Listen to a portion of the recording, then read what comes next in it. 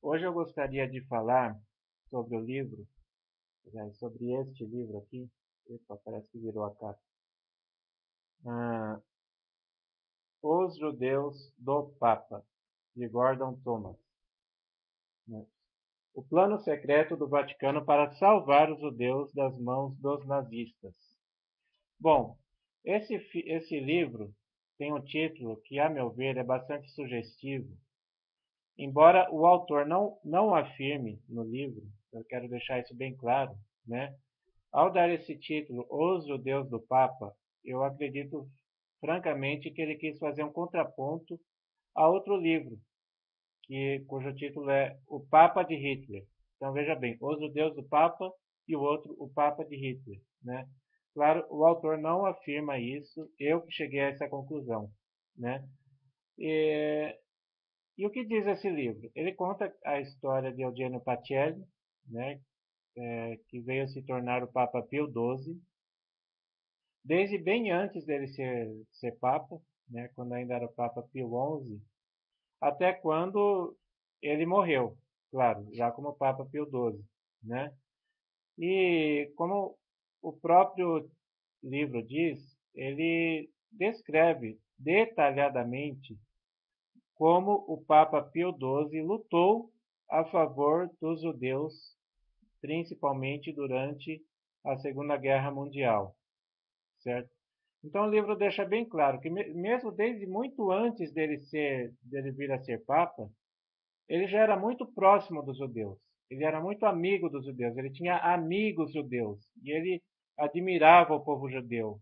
Então, isso já desde antes dele ser papa. E isso não mudou quando ele se tornou papa, muito pelo contrário. Devido à situação dos judeus na Segunda Guerra Mundial, da perseguição absurda que eles sofreram, né? Talvez a maior injustiça que se tenha cometido contra um povo na história, talvez tenha sido, né? Ele não ficou quieto, não se intimidou, pelo contrário, ele se pronunciou, ao contrário do que se diz, né? Principalmente nesse livro que eu citei. Eu quero deixar claro que eu não li esse livro que eu estou citando, que é o Papa de Hitler, né? Não li, mas eu li comentários a respeito, então eu acho que posso falar sobre isso, né? Então, ao contrário do que diz esse livro, o Papa não silenciou, pelo contrário, ele fez muitos pronunciamentos a respeito do problema dos judeus e muitas atitudes também. O Papa salvou, na prática, muitos judeus dos nazistas, né? E a prova disso é o que diz o livro em vários trechos, né? Eu selecionei alguns trechos aqui. Por exemplo, essas palavras, ou seja, algumas palavras que o Papa tinha dito, né?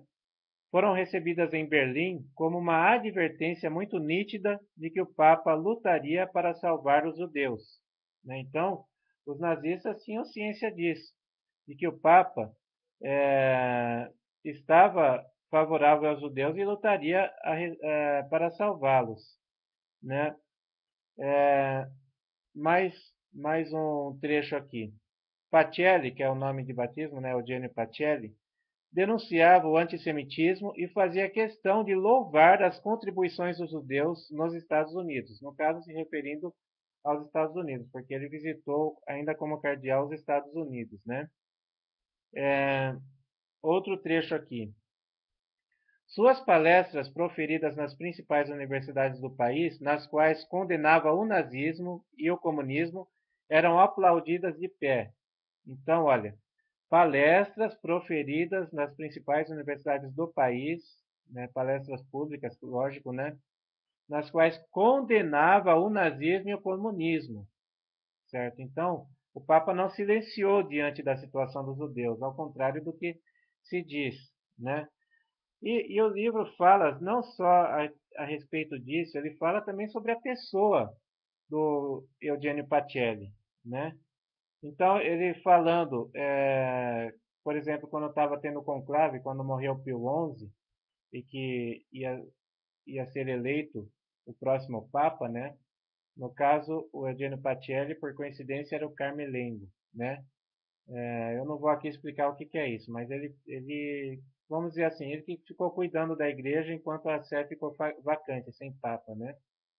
Então, um comentário que a imprensa fazia na ocasião, né? Então, se for para ser um homem santo, então podem optar por empossar Pacelli, né?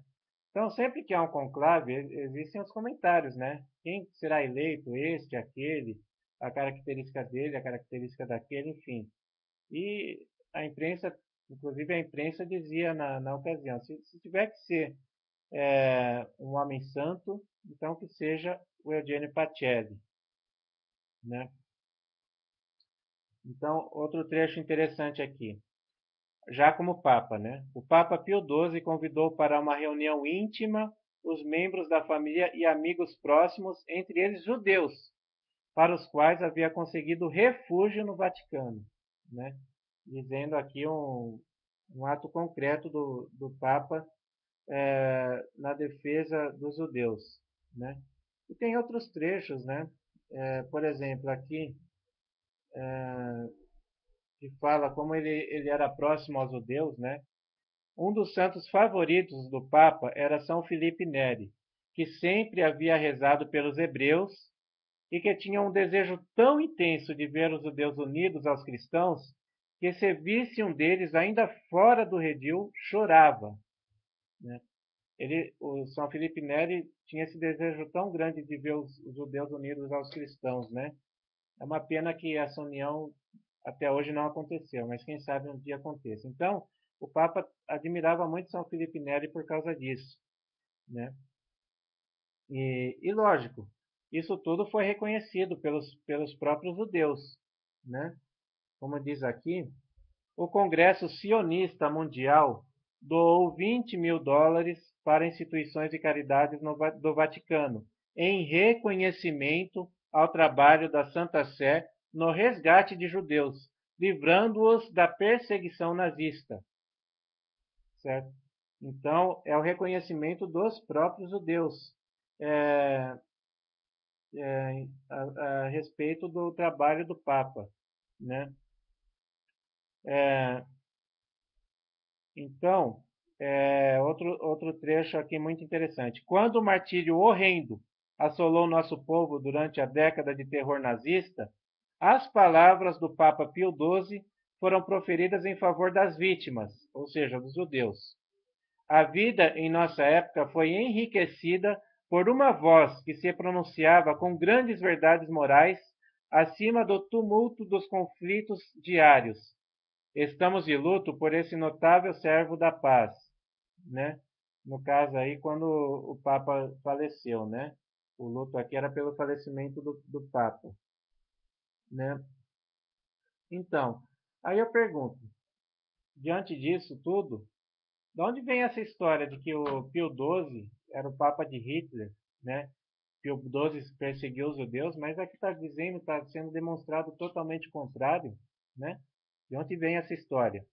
Na verdade, essa história apesar da palavra não existir no português, eu diria que é uma história com ele. Não existe. Em português é sempre história, só existe história, né? Mesmo quando se fala que é uma história inverídica, né?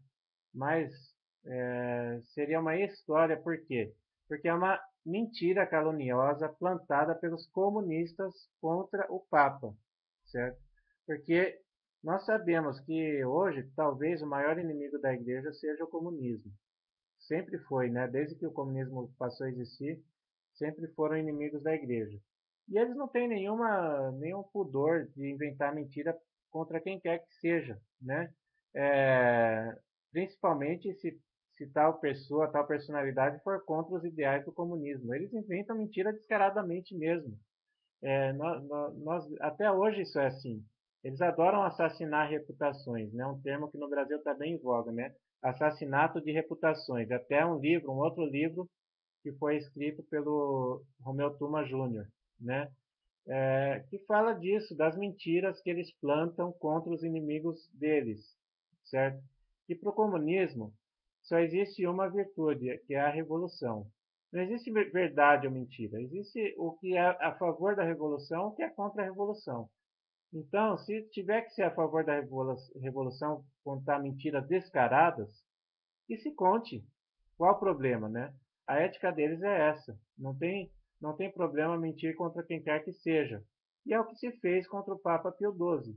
Qualquer mentira que se possa plantar contra a igreja, se pegar, ótimo. Infelizmente essa parece que pegou, né? Então, é, então o livro diz aqui, né? De Moscou, Moscou, todo mundo sabe, na época era a capital do comunismo, né? da União Soviética, né? Era o principal país comunista da época, né? Então, de Moscou veio o primeiro ataque contra Pio. O Pravda publicou uma série de artigos bizarros dizendo que Pio não só aceitou Hitler, mas também concordava com ele em tudo. Então, foi de Moscou, né? E ele diz aqui: a difamação e a evisceração estavam em execução. A exaltação de seus feitos foi colocada de lado à medida que começavam a aparecer artigos na Europa e nos Estados Unidos, ligando-o, ou seja, ligando o Papa, né, ao ódio racial e que afirmavam a perversidade do Vaticano em relação aos judeus. Já não era mais suficiente atacá-lo por sua alegada atitude durante os tempos de guerra. O Papa, que permaneceu em silêncio durante o Holocausto, entre aspas aqui, né? Nós já vimos que o Papa não permaneceu em silêncio coisa nenhuma. Então, ele foi acusado de odiar os judeus, certo? Então, foi uma campanha difamatória contra Pio XII, né? E então diz aqui: tsunami de questionamentos ameaçou afogar as vozes daqueles que tentavam defender Pio, muitas vezes bem arquitetados para provocar raiva e indignação. Os artigos só careciam de uma coisa: a verdade, certo? Há que se reconhecer isso, eles são bons, né? Os comunistas são bons na divulgação de mentiras, então eles fazem coisas bem arquitetadas mesmo, né?